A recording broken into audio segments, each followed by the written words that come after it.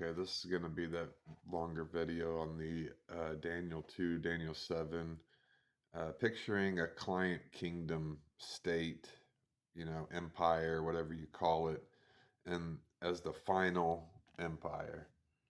So, what do I mean by that? Well, when the Roman Empire ruled the world, what they would do at times is install a client king, which which would rule over a certain area or province of the Roman Empire. But they would hire basically a local uh, person to do that. Just as kind of their way of ruling. I guess maybe it was a little bit more favorable. They didn't want to be seen as maybe such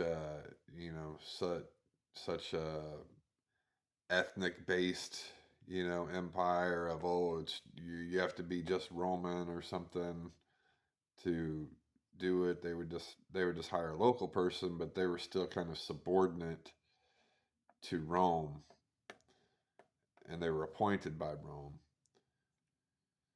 So, and I'm not a master historian or anything like that. I really stick to the Bible, but sometimes you got to understand history and how those empires worked because they're intertwined with the Bible, you know.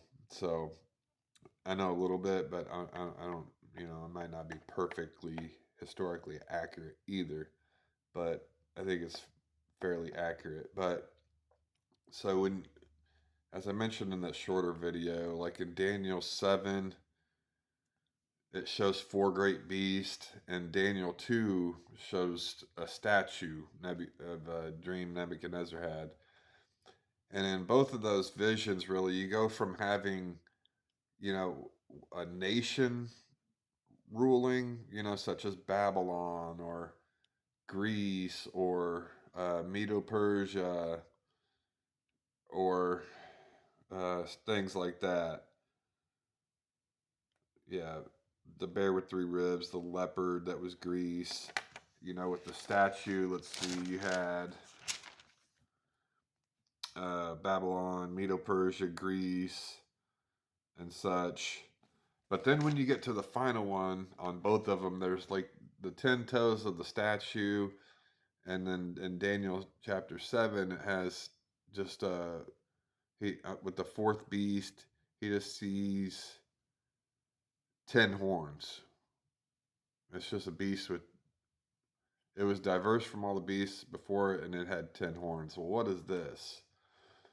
Well, to make sense of Scripture, you typically, you use Scripture to make sense of Scripture. Well, when you continue reading Daniel, what it does is it starts in chapter 2, and then it continually kind of deciphers the message, in my opinion.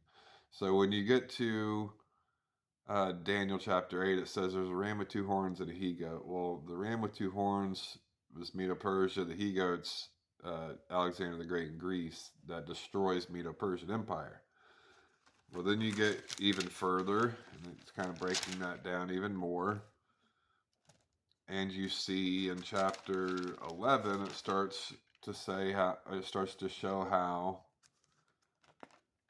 uh, the Greek Empire was basically divided into four kingdoms. And from one of those four, you got Antiochus Epiphanes. And so from that, that's basically most of chapter 11. And this all intertwined with prophecy, other prophecy as well. I believe Antiochus Epiphanes aligned with, prophecies about when the Messiah was supposed to come and such like that, and other parts of Daniel. And it also aligned with what Antiochus Epiphanes desecrated the temple, and then verse 32 of chapter 11, verse 32 to 35, it talks about the Maccabees and when they rededicated it. And that goes back to the 2300 days from, it's either like chapters, I think it's chapter 8,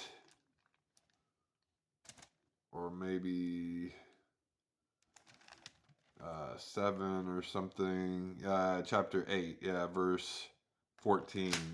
That 2300 days is how long it took for the Maccabees to rededicate the temple, and that's what that's when they celebrate Hanukkah on Kislev 25. That's when the temple was rededicated, and there was some type of miracle with lights, like a Hanukkah or a candle stayed lit for 8 days when it only had 1 day of oil, something like that.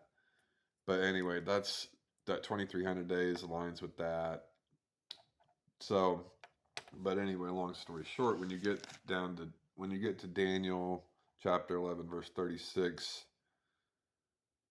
and forward, that's talking about Herod. And Herod was a client king installed by Rome to rule over basically Judea and surrounding areas. So he was appointed by Rome, but he was an Edomite. He was from Idumea or Edom, which is modern day Jordan. So he was an installed client king.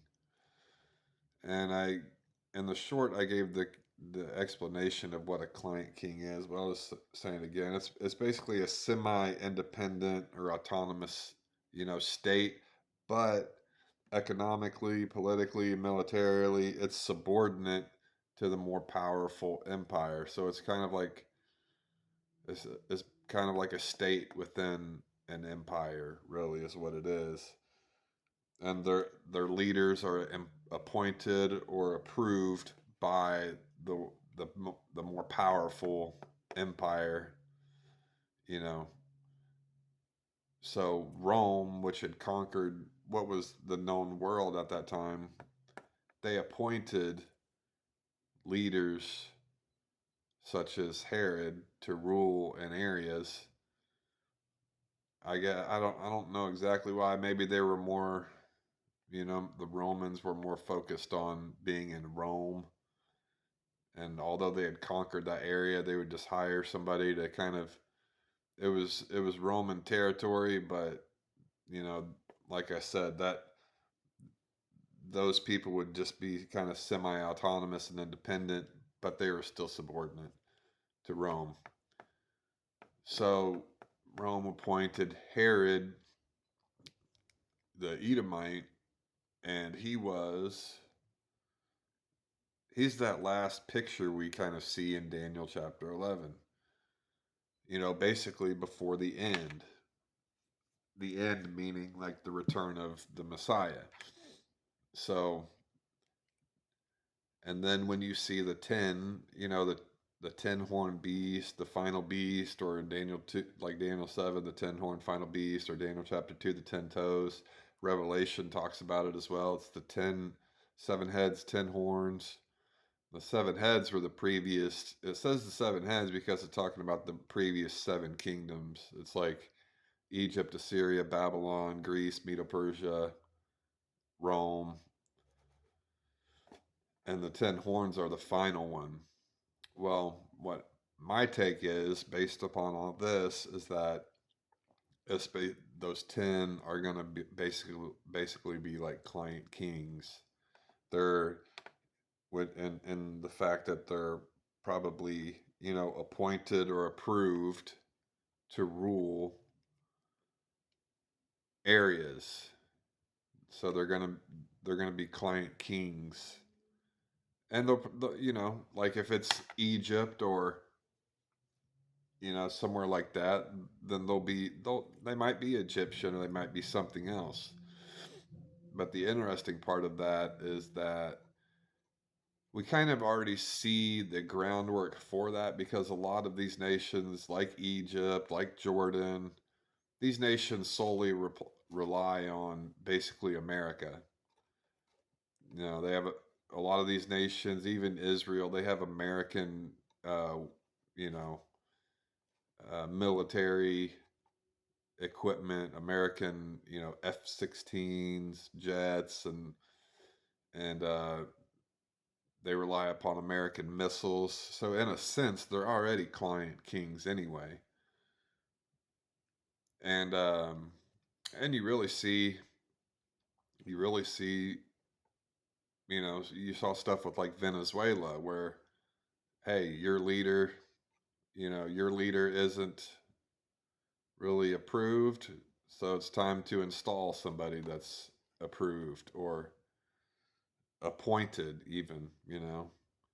And you've seen that with Iran recently, like, hey, that the next Khamenei, Mojtaba Khamenei, it's like, hey, you might have chose him, but we didn't choose him, so he's not the true leader. That's essentially basically like a client king idea. Like, we'll if we conquer you, we're gonna be the ones that install the leader. You're not. You don't do that. You're subordinate, you know, to the more powerful uh, empire that dominates that. So that's what I that's what I kind of see. So you see hints of it already, but you haven't seen like a full blown deal. But for most people, you see they say, oh, there's going to be a rebuilt Rome and all this stuff. Well, I think you're kind of seeing what the Roman Empire kind of looked like, hints of it anyway. And I'm not saying even that it would be America, but it could be another nation that does this. But in a sense, that's what it's going to be, is uh, some type of powerful empire is going to have 10 client kings ruling those areas, ruling areas. I don't know what areas. It doesn't really say. It just says there's going to be 10 kings and it's going to devour the entire earth.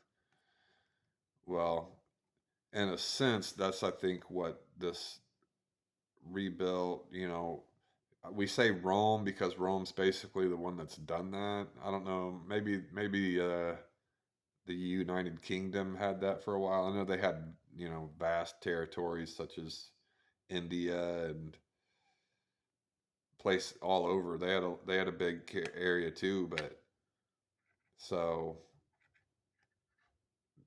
I would expect that we will see more of that, especially if there's continued expansion. Like if this thing in Iran goes further, you know, uh, goes further as in like into other countries, and more people start being appointed leaders and everything like that. And before you know it, all of a sudden, that's exactly what you have as a client kingdom, state where leaders are kind of semi-autonomous, such as like the people of Iran, semi-autonomous and independent, but their leaders appointed. Um, so that's just a thought, putting that out there. Just taking scripture and for what it says, really, and making sense of it. But we'll continue to look at it and see what comes. I mean, information's definitely flowing. Things happen really fast of late, and so we'll definitely the news is on the way for sure every day. So just take that into consideration. We'll see what comes of it in the coming days. Thanks for watching.